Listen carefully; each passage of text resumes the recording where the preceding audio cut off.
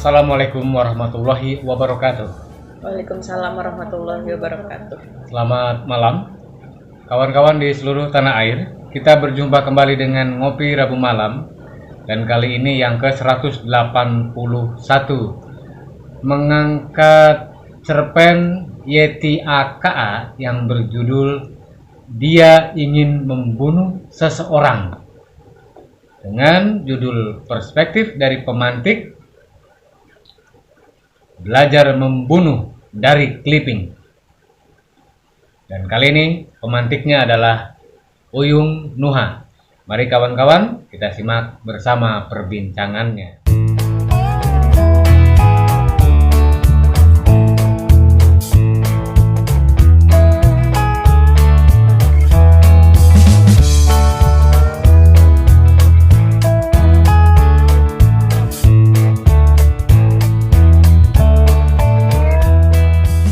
Ya, dia ingin membunuh seseorang.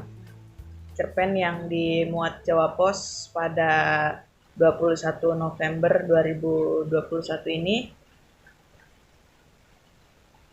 diawali dengan kisah pertemuan dua orang kawan lama yang salah satunya adalah tokoh memiliki keinginan untuk belajar membunuh dari clipping-clipping yang dikoleksi oleh kawannya itu.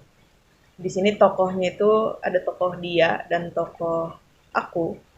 Tokoh aku yang memiliki clipping itu, tokoh dia yang ingin belajar membunuh. Alasannya ada di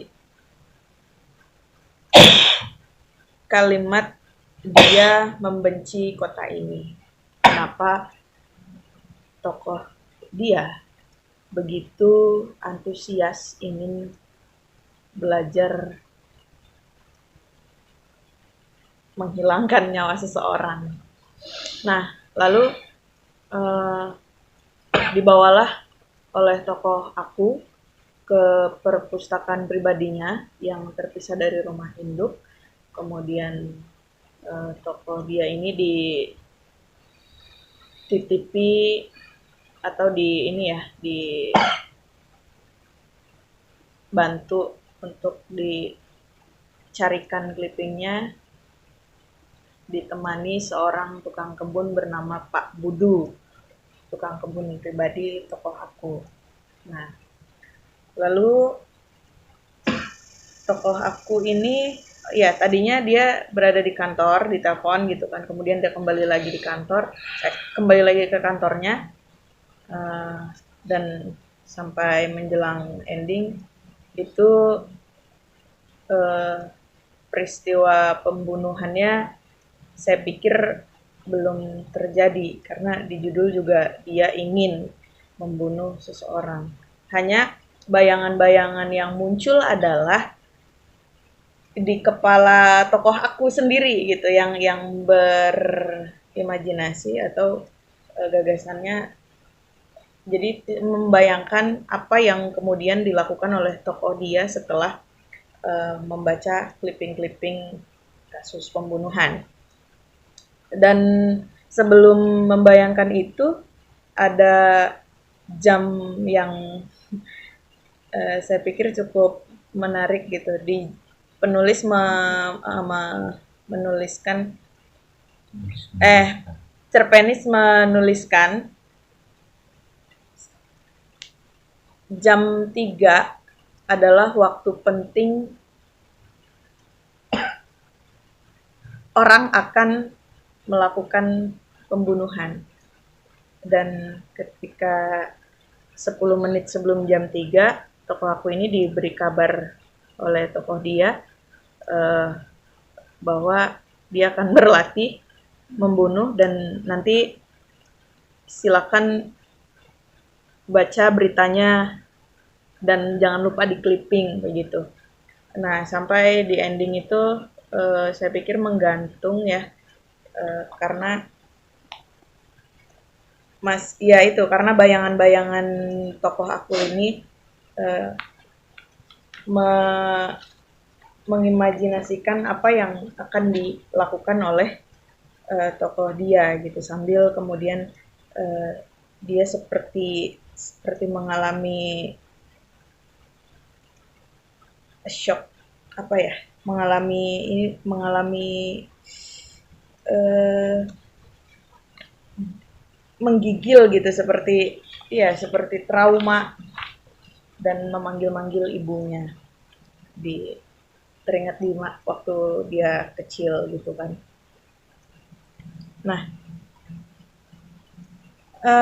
dari akar persoalan tokoh dia yang membenci kota ini, yang itu sebagai motivasi dia untuk melakukan atau untuk belajar membunuh, itu saya menangkap sinyal percakapan bagaimana seseorang ingin melakukan tindakan kriminal itu diplot, dibuat oleh penulis dengan gaya santai sebagaimana kita ingin belajar menjahit misalnya ngobrol begitu. Saya ingin belajar menjahit dong, kamu punya clippingnya nggak? Atau saya ingin belajar menulis dong, ada nggak buku-bukunya gitu. Jadi dikemas seperti seperti tidak justru tidak mencekam gitu, tidak mengerikan, tidak yang kalau kalau untuk eh, tema pembunuhan itu kan ya sudah terbayang seperti apa gitu ya, tragis dan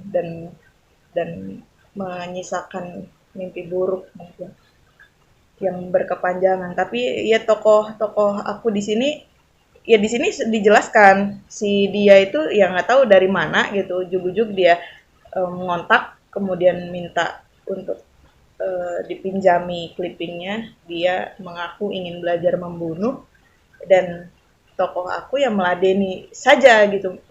Meskipun sebelumnya dia menjawab ogah-ogahan gitu kan, ini nggak penting atau orang yang karena sudah lama tidak bertemu meskipun pernah kecil bareng gitu. Dan kemudian uh, tokoh aku ini banyak kalimat-kalimat di sini yang mengatakan aku tidak tahu siapa sebenarnya yang ingin dia bunuh.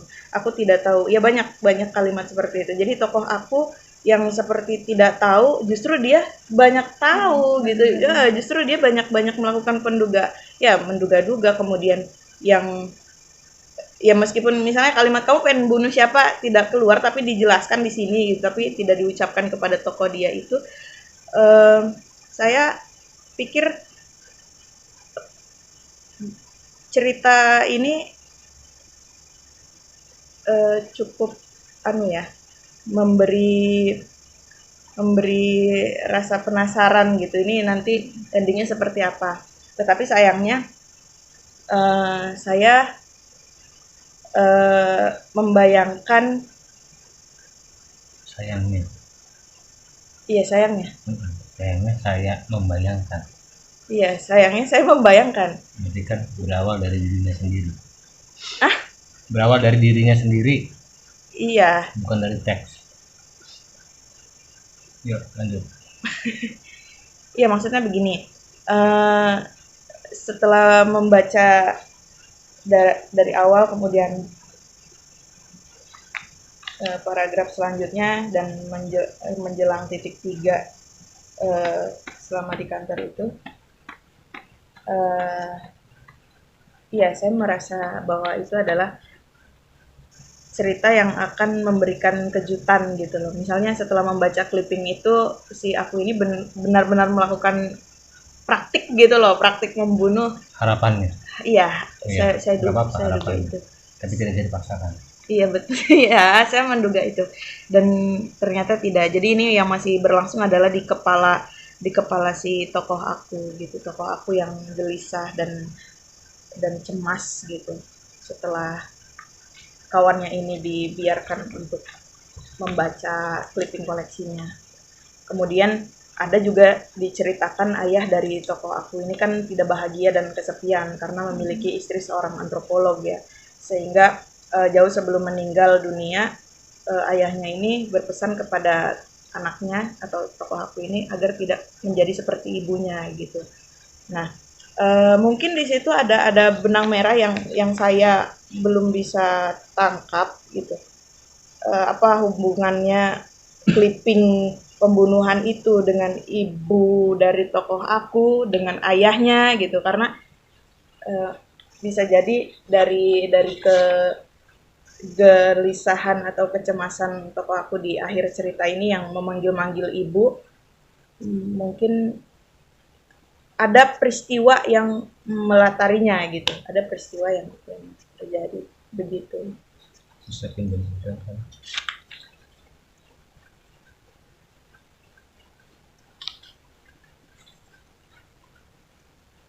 Ya, dan kemudian pertanyaan saya, apakah tokoh aku memiliki riwayat khusus dengan cerita pembunuhan yang mayatnya dipotong-potong di atas meja makan? Tanyanya ke siapa? Ke siapa? Ke saya, siapa saja, Kak Abang apa? Enggak, maksudnya. Katanya Abang mau jawab itu kan? Bukan, maksudnya. Ini pertanyaan itu seperti saya bertanya, seperti ditujukan kepada seseorang. Kalau misalnya ke penulisnya, saya bertanya. Iya. Kan gitu, saya bertanya. Kenapa? Saat membaca cerpen ini memang benar tadi ya. Kalau ini tuh cerpen yang riuh dengan pikirannya sendiri gitu. Si aku ini, si tokoh aku. Yang tadi di belakang panggung juga disinggung ini dikira seperti detektif, ternyata berakhir dengan trauma masa lalu. Ada beberapa pertanyaan yang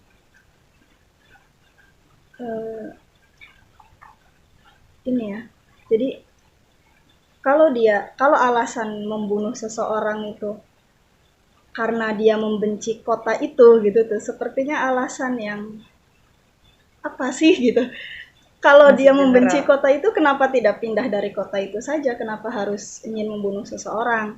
Terus yang jam 3, kenapa harus jam 3? Nah, kalau soal clipping tadi juga sempat kayak kenapa tokoh aku ini membuat clipping tentang beberapa kejahatan pembunuhan yang terjadi di kota itu gitu ya. Iya. Dan peristiwa yang melatar belakangi dia apa? Sempat disinggung sebenarnya di sini mengenai perempuan yang dipotong-potong tubuhnya di atas meja makan itu adalah ibunya. Makanya kenapa dia punya trauma itu, dan menurutku dia juga sedikit sakit ya. Dia trauma terhadap pembunuhan. Kemudian dia malah membuat clipping pembunuhan. Ya bisa saja sih ya bisa saja gitu, bisa saja untuk dia mengobati misalnya, atau untuk dia untuk obat. Iya, atau sebagai apa ya? bisa saja seperti itu. Ya itu, ini juga dua kali itu disebutkan perempuan yang dipotong-potong di meja makan itu dua kali. Untuk menegaskan ibunya itu. Iya, dan ketika ada seseorang yang merasa. Iya, itu sepakat enggak? Iya, sepakat. Sepakat. Bahwa ibunya dipotong-potong. Itu maksudnya iya tuh kemana? Ke ibunya, ke pernyataan tadi bahwa ibunya yang dipotong-potong atau kepada apa? Kepada traumanya. Nah, ini. Kepada traumanya. Jangan sampai salah. Iya tuh menyetujui apa? Menyetujui trauma. Iya, di sana bukan menyetujui tapi harus dijelaskan. Jangan sampai nanti terjadi kesalahpahaman lagi.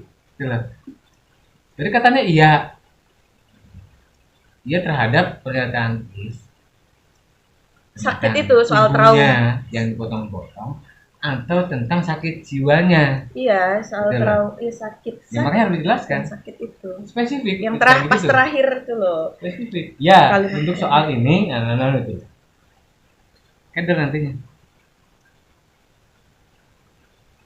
Bilang iya, pengen ngomong tidak. Apa? Soal clipping sebenarnya cara memelihara trauma itu. Cara memelihara trauma Kalau diceritakan bahwa ada seorang perempuan yang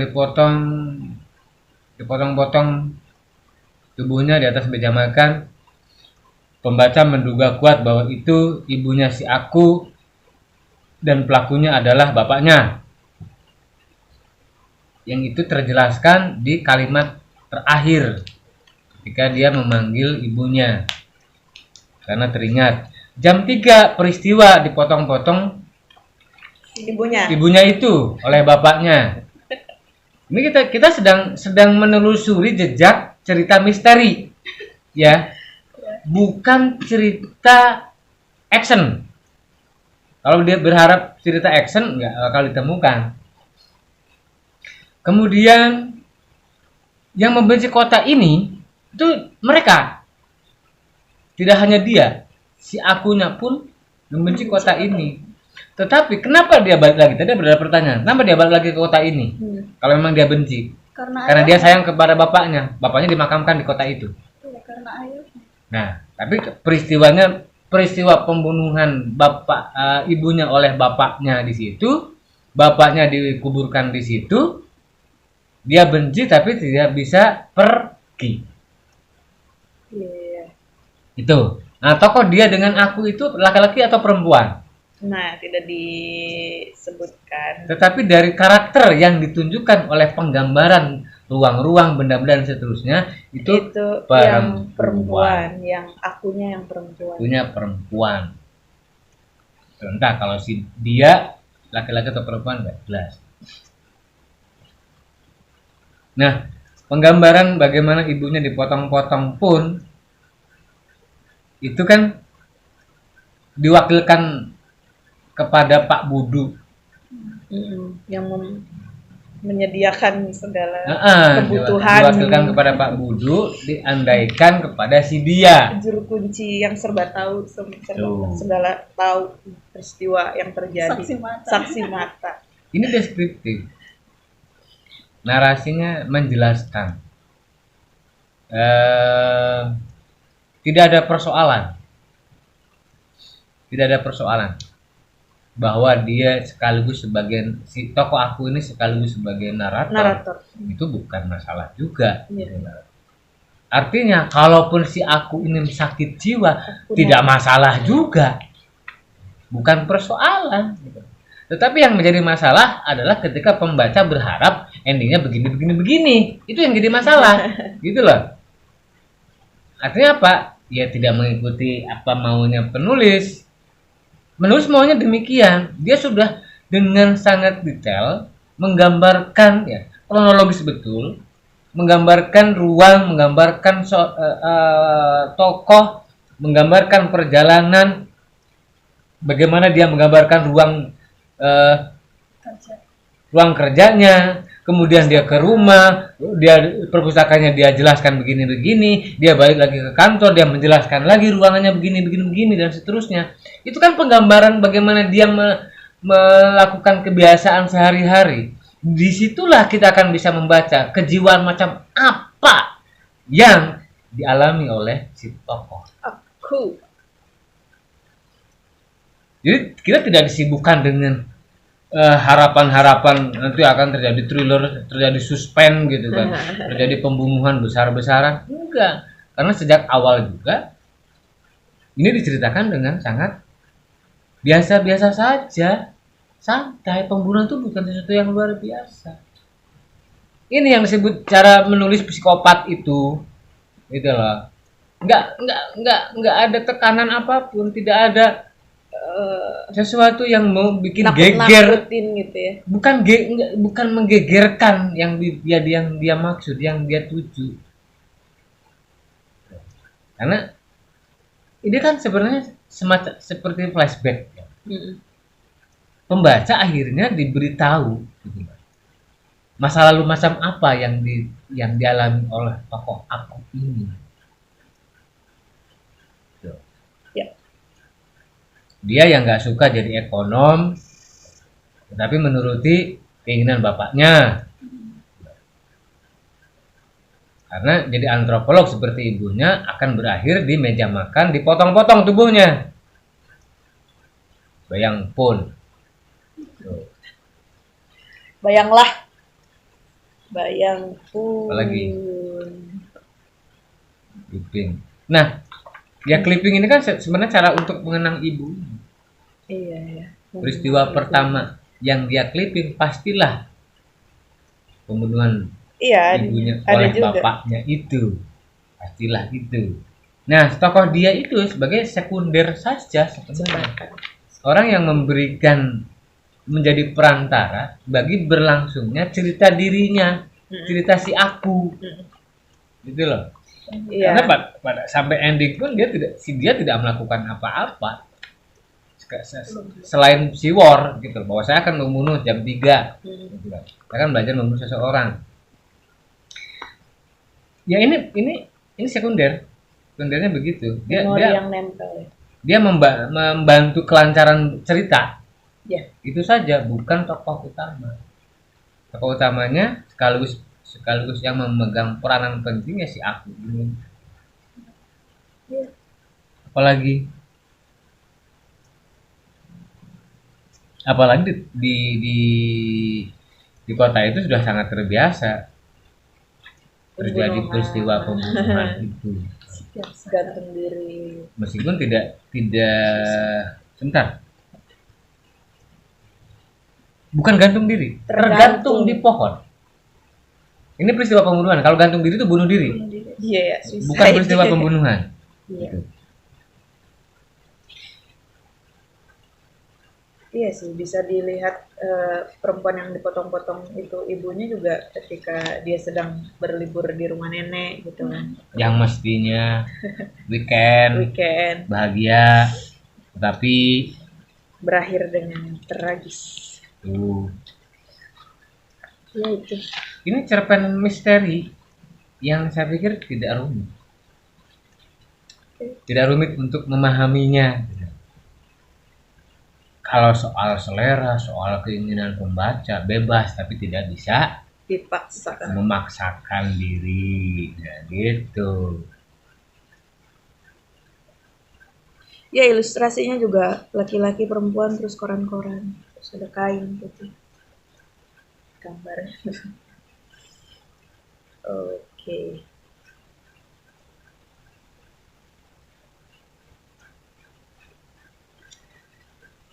Ya, terus apa lagi? Sudah sih, kalau saya poinnya itu di cara. Jadi sebenarnya si aku ini tinggal berdua dengan tukang kebun, dengan Pak Budu saja. Jadi ibu bapaknya meninggal, Pak Budu sebagai tukang kebun sekaligus pengurus perpustakaan, dan dia menikmati trauma sepanjang hidup. Tidak ada yang meledak-ledak, soft aja. Nah, ini kan menurut saya agak sulit menceritakan sesuatu yang traumatis tetapi dengan gaya yang santai. Itu yang agak sulit. Kebanyakan orang itu kan pengen meneror pembaca dengan diksi-diksi yang mengarah kepada peristiwa yang akan menggegerkan atau apapun itu.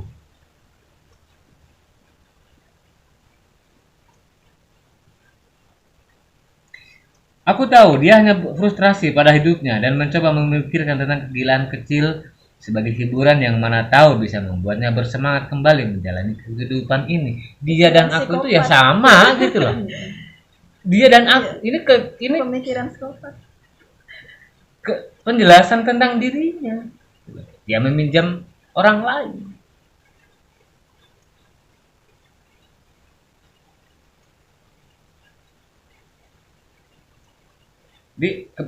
Penulis pandai menyembunyikan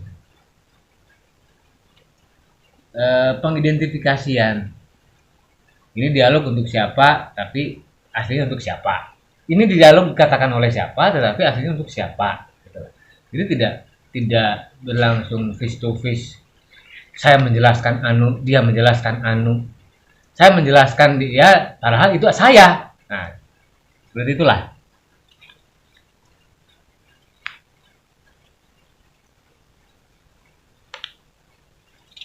Nah, tapi secara alur dan teknik penceritaan enak dibaca, mudah diikuti, tidak rumit, tidak patah. Bahwa ada beberapa hal yang disembunyikan, ya tidak terlalu gelap juga untuk membacanya, tidak gelap. Ada kode-kode yang ditunjukkan. Oh, ini tuh begini. Ya, karena ini tidak butuh penjelasan, misalnya aku begini karena ibuku dipotong-potong Iya, tubuhnya oleh bapakku ketika tidak begitu. kan nggak begitu. Pembunuhan hari ini tidak mengerikan lagi.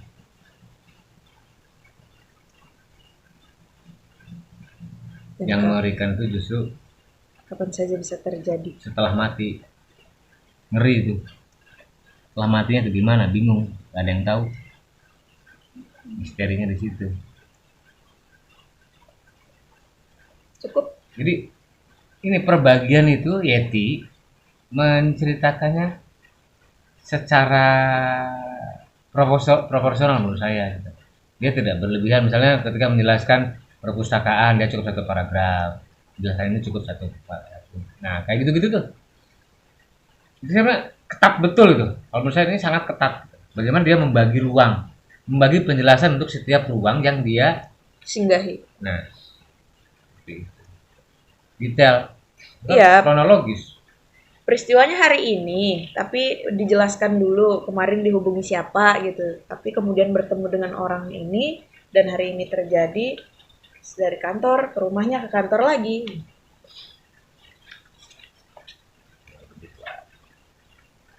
Selesai. Mudah dipahami dan bisa dinikmati. Iya, poinnya itu sih, pembunuhan tidak menikmati. Belajar membunuh dari clipping. Oke? Oke. Cukup ya. Baik, kawan-kawan di seluruh tanah air, demikian perbincangan kami mengenai cerpen Dia Ingin Membunuh Seseorang karya Yeti aka. Mohon maaf jika banyak kekurangan. Terima kasih sudah mengapresiasi. Kita akan berjumpa lagi. Selamat malam. Wassalamualaikum warahmatullahi wabarakatuh. Waalaikumsalam.